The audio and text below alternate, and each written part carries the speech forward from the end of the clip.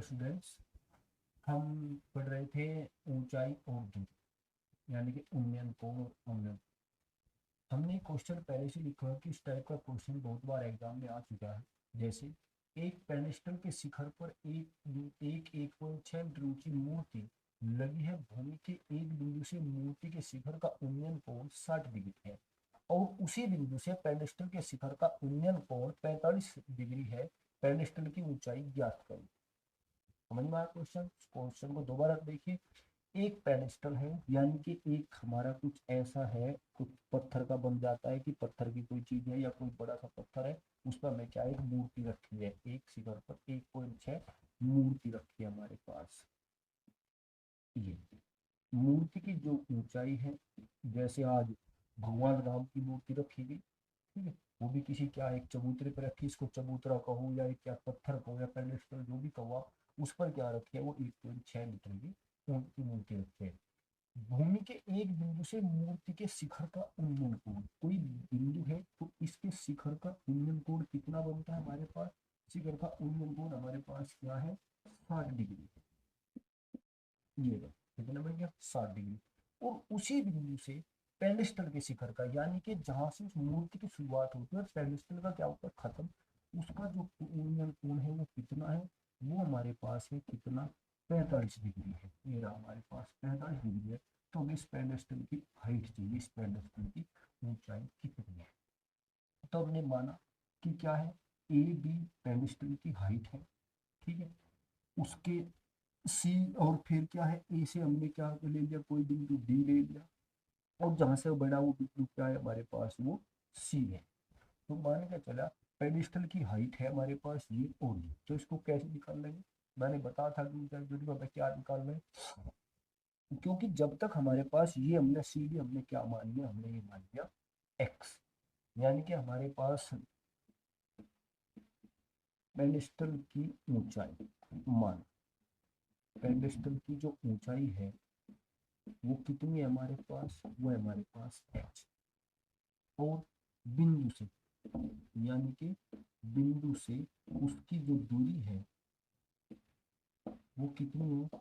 X centimetre metre जो भी है वो इसकी कितनी दूरी है। तो अब हम ट्रायंगल कौन सा लेते हैं? ट्रायंगल इस छोटे वाले ट्रायंगल में जो उसके पेडिस्टल के सिरे पर ऊपरी हिस्से पर जो कौन एंगल बनाता है वो कितने का बनाता है? 45 का। तो triangle A B C, A B C में जो ट्रायंगल है, तो हमें पता है कि हमें दोनों के बीच रेशियो निकालनी है।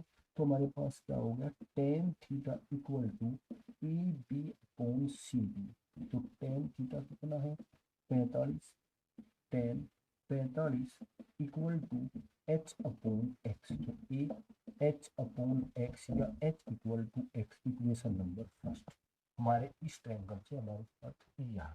अब पूरे ट्रायंगल से, ट्रायंगल किसका? सी बी डी से। अब सी बी डी में पूरी हाइट इतनी और ये है इसकी बीच की डिस्टेंस है, यानी कि tan theta equal to B D plus के बी सी। लेकिन ये तो है टेन 60। अब बी डी कितना है हमारे पास? 1.6 ये, और प्लस के एच, और अपॉन ये क्या है? एक्स। हमें क्या चाहिए? हमें चाहिए एच। टेन 60 का मान कितना? टेन 60 का मान हमारे पास √3, 1.6 प्लस के एच अपॉन, अब इक्वेशन फर्स्ट पे, यानी कि हमने एक्स क्या रख दिया? एच, क्योंकि हमें तो एक्स ही, हम एक्स को फाइंड नहीं करनी, हमें फाइंड क्या करना है? हमें फाइंड करना है आपका एच। इसकी मल्टीप्लाई इधर, √3h equal to 1.6 plus K H, √3h minus K H equal to 1.6। H common आ गया, √3 माइनस 1 इक्वल टू 1.6। तो हमारे पास ये, तो एच की वैल्यू क्या आई? एच की वैल्यू आई 1.6 अपॉन √3 माइनस 1। अब हाइट तो आ गई, लेकिन आपने देखा होगा कि हाइट कभी भी ऐसे नहीं निकलती, वो तो कुछ लंबी हो गई, यानी कि कुछ पॉइंट में हो गया, रूट में कुछ भी वैल्यू, तो लेकिन अपॉन इस तरह नहीं छोड़ सकते। आपने इससे पहले क्या पढ़ा? इस तरह के क्वेश्चन में क्या करते हैं? हम रेशनलाइजेशन करते हैं। रेशनलाइजेशन करते हैं यानी कि हमने इसमें √3 प्लस 1 की और नीचे मल्टीप्लाई करते 1.6 √3 प्लस 1 अपॉन इसका क्या हो गया 3 का √3 का स्क्वायर -1 या 1.√3 + 1 अपॉन कितना हो गया 3 - 1 1.6 √3 + 1 अपॉन 2। तो यहाँ से 0.8, तो 0.8 √3 + 1, या तो आंसर होगा आपका ये।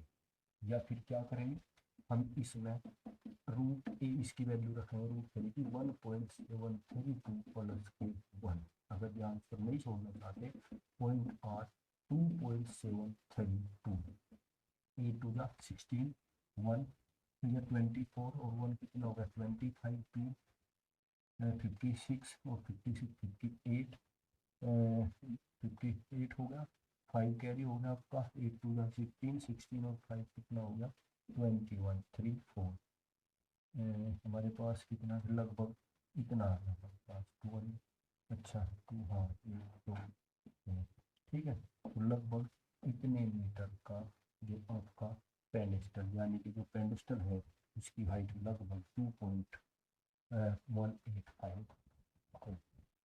ये क्वेश्चन कई बार आ चुका है। अब मैं एक क्वेश्चन और आपको इसी बेस पे समझाता हूँ जो बहुत ज़्यादा बार आपके बोर्ड एग्जाम में आया। उसमें मैं लिखूंगा कुछ हो भी सकता है, कुछ आपके नंबर वगैरह कुछ भी बदल सकते हैं, लेकिन वो इसी तरह का क्वेश्चन है।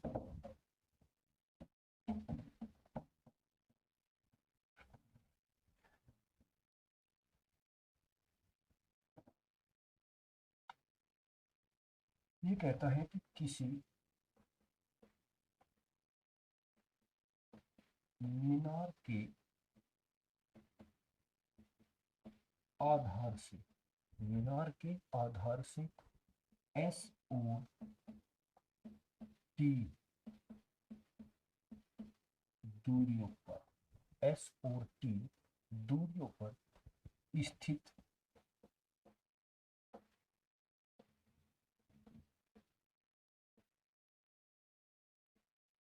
दो बिंदुओं, यानी कि किसी मीनार के आधार से S और T दूरियों पर स्थित दो बिंदुओं से मीनार की चोटी मीनार की हाँ हाँ चोटी के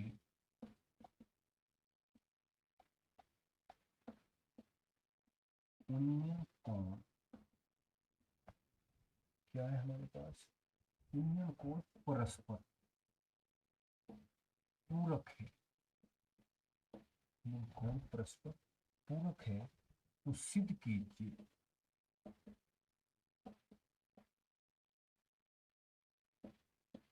मीनार की ऊंचाई रूप में S और T है। समझो किसी मीनार के आधार से S और T दूरियों पर स्थित दो बिंदु हैं। ये मीनार ये यहाँ पर इस तरह हमारा ये है, या इस साइड बना दो कोई दिक्कत नहीं। ये यहाँ पर एक बिंदु T है और एक बिंदु यहाँ से यहाँ तक S है। एक बिंदु यहाँ है ये T, यानी कि यहाँ से यहाँ तक की दूरी कितनी होगी T होगी और यहाँ से यहाँ तक की दूरी है। एक बिंदु है हमारे पास, एक बिंदु ये हमारे पास और एक बिंदु हमारे पास ये है। मानका चलो A B C, एक बिंदु C पर है, एक बिंदु हमारे पास D पर है और वे एक दूसरे से क्या बनाते हैं पूरक कोण बनाते हैं। वो पूरक कोण क्या हो गया पूरक कोण। दो कोणों का योग जब 90 होता है तो वे क्या कहलाते हैं एक दूसरे के पूरक कहलाते हैं। और समपूरक कोण जब दोनों का योग 180 होता है ये समपूरक कहलाता है। तो पूरक का जब दोनों का अगर एक थीटा का है तो दूसरा 90 - थीटा है। एक थीटा तो दूसरा 90 - थीटा है। तो अब हमें ये जो मीनार की ऊंचाई है ये प्रूव करनी है कि मीनार की ऊंचाई हमारे पास रूट में एस और टी। अब यहाँ एस टी की जगह हमें ऐसा भी कर सकते हैं कि ए और बी भी दे सकते हैं, कुछ भी दे सकते हैं। आपको इस टाइप का क्वेश्चन हमें देखना है। कैसे अब देखो कोई सा ही एंगल ले लो आपकी मर्जी। अगर हम चलते हैं इस तरफ चल करते हैं यानी कि triangle A B C tan theta equal to A B upon B C. Tan theta हमारे पास क्या है 90 minus theta, 90 minus theta equal to H upon T. Tan 90 minus theta क्या होता है कोट थीटा, कोट थीटा। तो H upon T आपकी equation number first. यहाँ पर आप अपनी पहली इक्वेशन छोड़ दी। बहुत इंपॉर्टेंट क्वेश्चन है, कई बार बोर्ड एग्जाम में आ चुका है। अब triangle A B D, A B D, A B D में हमारे पास क्या है उसी तरह tan theta equal to A B upon B D. तो टेन अब की बार थीटा और ए बी की जगह क्या है एस, वो ए बी की जगह हमारे पास क्या है एच और इसकी जगह क्या है हमारे पास है एस। तो इक्वेशन नंबर 2 ये। अब यदि इक्वेशन फर्स्ट से या आप इक्वेशन सेकंड का मुझे इक्वेशन से, अगर इस इक्वेशन से देखो आप इक्वेशन फर्स्ट से इसको हम टेन थीटा लिखते हैं और टेन थीटा बराबर क्या हो जाएगा टी अपॉन एक्स, उल्टा होगा। तो इक्वेशन से फर्स्ट की ये वैल्यू टेन थीटा की यहाँ पर रख दो, इक्वेशन सेकंड में हमारे पास क्या आएगा टी अपॉन एच और H upon S, cross multiply S square S T, इसलिए एच बराबर 2 एस टी मीटर, जो भी सेंटीमीटर मीटर जो भी है यही हमको प्रूव करना था। तो रूट एस टी मीटर बहुत मोस्ट इम्पोर्टेंट क्वेश्चन है। आप इसको मेरे हिसाब से तो आप इसको बोर्ड में जरूर तैयार करके जाना। ठीक है, तो आज की क्लास बस इतनी। हमारा आज का होगा ये टॉपिक जो है वो खत्म होगा। कल हम देखते हैं क्षेत्र में कि मेन के कुछ क्वेश्चन देखेंगे, इम्पोर्टेंट क्वेश्चन। मैं समझता हूँ कि आपको धीरे धीरे आपकी समझ में आ रहा है। मैं रोज क्लास अटेंड करें तो इससे आपके बोर्ड एग्जाम में बहुत ज़्यादा मदद है। धन्यवाद।